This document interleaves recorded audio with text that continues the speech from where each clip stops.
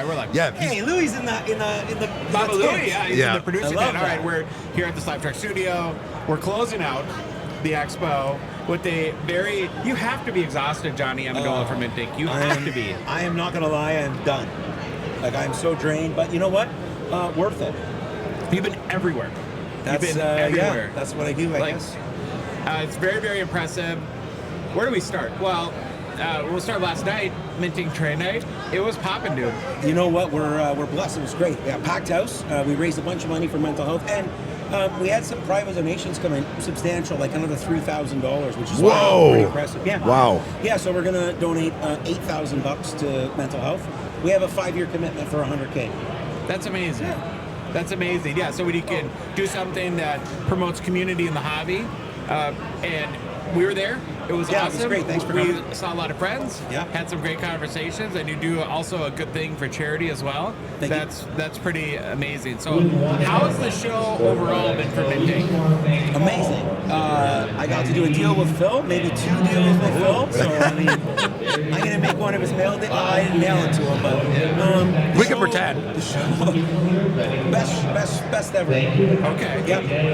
And not like in lots of boxes. There's lots of boxes. Yeah. Love it. It's been a great event for us. 2 months from now, when the dust is settled, what are a couple things that you're going to remember most about this weekend, do you think? Well, listen, so just another really successful event. I love the networking is big for me. I come from a world where that's a big thing. So, Jeremy's event is great. Your RIP party on Friday was epic. The trade night on Saturday. And then today, I get a chance to kind of get around, walk, and talk to people because it's just nonstop. So I think like the camaraderie is what is it, is it the most for me? I'm not on the floor selling and buying. That's, a lot of my guys are doing that. So I kind of just try to sit back and watch it all. But I remember just how much the hobby has grown. Those boys of yours work really hard. When I see you running around being the glue. Thank you. The glue of the expo, the mayor of the expo, maybe. Your boys. I'm watching like a hawk. Johnny slips me a 20, of course, and they're working hard. And they're very personable. They're very. I'm blessed with they say it takes a village. So, and I'm not an easy guy to work for. So, no. The fun guy you see on camera isn't necessarily the same guy that's in the office staring at 327-inch screens all day. But I love it, the passion, and I try to surround myself with the people that really, not only just buy into the vision, but they gotta believe it. It's a big difference. There's a big difference. And they vibe it out, man. Just walking by your booth, and hey, you gotta crack some eggs if you want to make an omelet. I appreciate that. Thank you. Okay, so I think that in the hobby, entrepreneurism is, it's a big thing, right? Absolutely. Even on a very small level, whether you're buying and selling cards to maybe bolster up your PC. And so I like to have these entrepreneurial conversations. And so what I'm curious about is, when you look at a show like this, how do you measure ROI? Is it just what we spent versus what we sold, or is there a bigger equation that you use to measure success? Yeah, for sure. I mean, obviously, like Phil said, there's a lot of people running around the booth. So, I mean, sales, anybody that tells you that sales isn't the top, Sure. But there's so much more than that.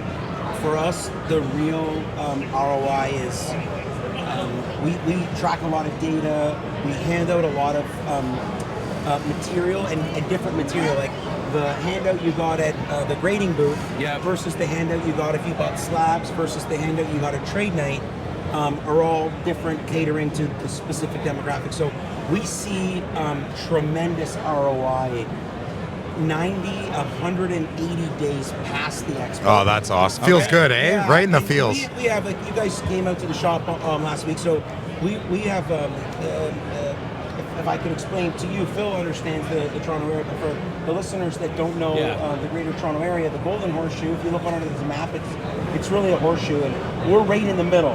So 6 million people can drive to us within an hour. So wow. It's crazy, a lot of people that'll say, we built this great big 3,000 square foot facility. It's worth the drive for them. I have some friends that come down, from Sudbury at least once a month. That's a 3-hour drive. Once a month. Yeah. Wow. So, that's commitment, baby. Yeah, it'd be like if you popped out for a Saturday every month, and who knows, maybe you'll start coming. So, not to interrupt you, but to interrupt you, I've traveled to Grant GP Sports twice to just get a deal, and I go right back. Yeah, so Grant's 10 minutes from us. That's Okay. crazy. Yeah. Okay, fantastic. When we got to go to your shop on Wednesday, and thank you for having us again thanks too. for coming. The thing that stood out to me the most is the attention to detail. Like, I felt like I could see that you didn't spare an expense, you didn't cut a corner. You know, that's making a commitment, Yep, right? yep, And yep. that's really believing and investing in the future. But I left with the impression that, you know, that you're part of what you're trying to do is sort of be a driving force for what the new sort of experience that a sports card shop should be. Yep, and you're bang on. We really preach the ultimate customer experience, the ultimate hobby experience. I think you know, consumers really, you know, convenience, value, ease is important, and giving them a fun, big, bright, open space to do that in. It's very welcoming. For us, you know, the community aspect of it is the most important. So I built a place that I thought would allow for the most fun. Yeah. I guess I can't say funnest part of the journey, if that makes sense. You can say so, yeah, it's a big experience for us. And my philosophy is also like the synergistic approach that we should take in the hobby, because the busier this store and that store and my store and your store are, the busier the hobby is, the more We all win. High tide raises all ships, right? exactly. So as much as we cater globally and internationally and to our local community, for me, it's just the more of that message we can put out into the universe, and hopefully, you know, it's, and if we can inspire anybody, that's great too. Yeah.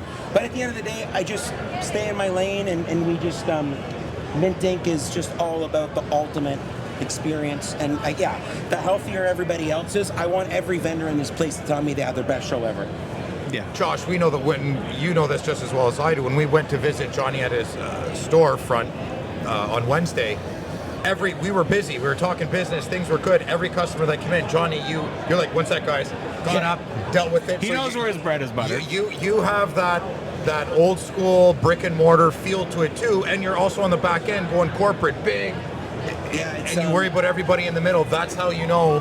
That's how I felt safe in your shop. I appreciate that. I think that, you know, making myself available, it's going to be taxing for sure, but it goes a long way. Yeah, and the staff have that saying. You know, for me, I'm happiest when the odd time I'll pick up a call and they'll be like, "Hi, can I speak with Adam?" or "Hi, can I speak with Chad?" It's like when they're not asking for just Johnny all the time. So I try to instill that into the troops, you know, so to speak. Empower your army. I do not. It's level 5. It's not about Johnny. It's about Mintink. Jim Collins. Level 5 is, you know, it's a business acronym for. The brand is paramount. It's not about me. It's about what's in the best interest of Mintink.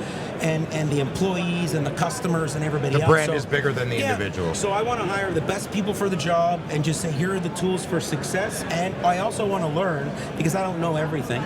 So I try my best to do that, like you said. And it's, for guys like us, it is I guess, old school way of doing things. And maybe that's why one of the reasons for the you know, key factor of the success. I don't know.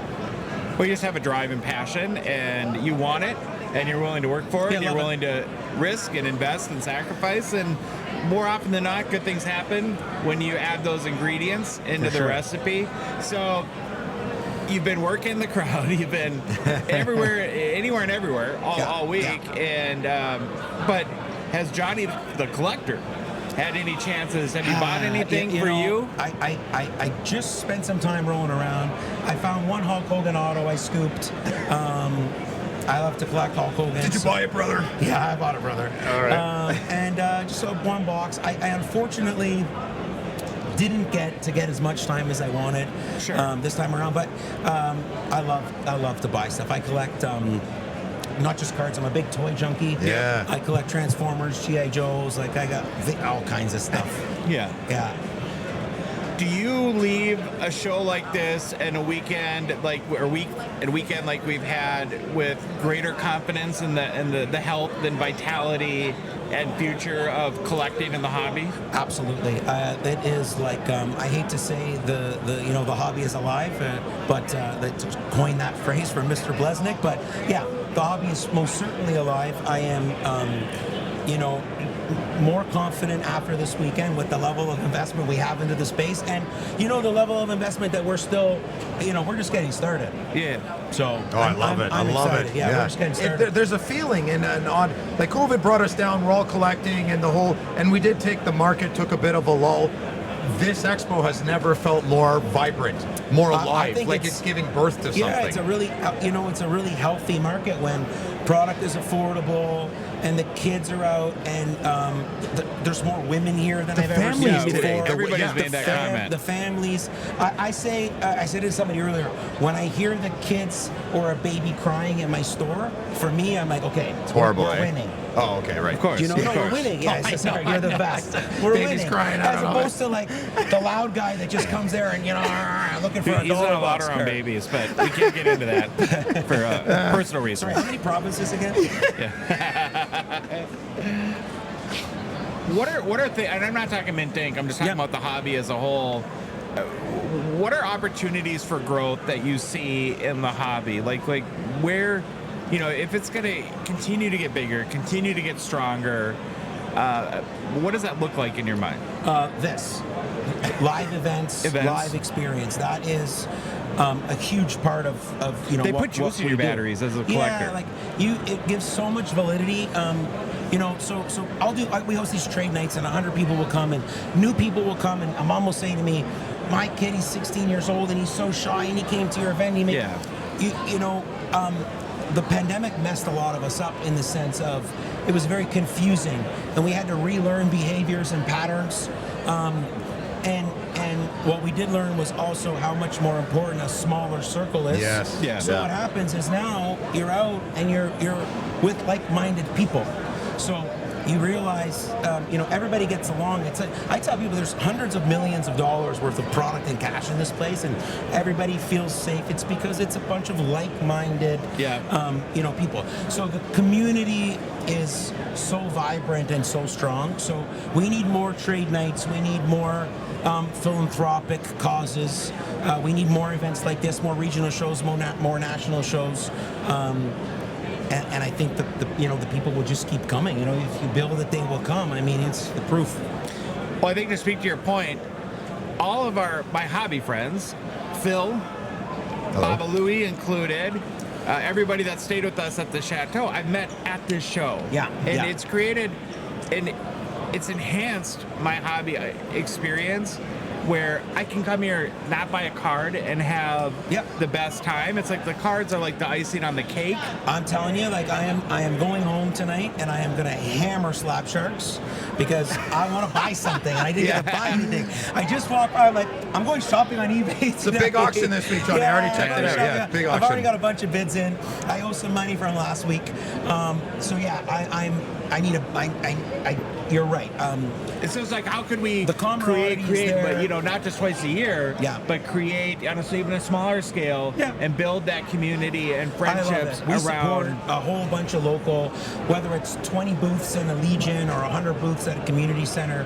Part of my mandate, Mintink's fiduciary duty, in my opinion, to the Canadian hobby community, is to pump as much of the local community as possible. Love it.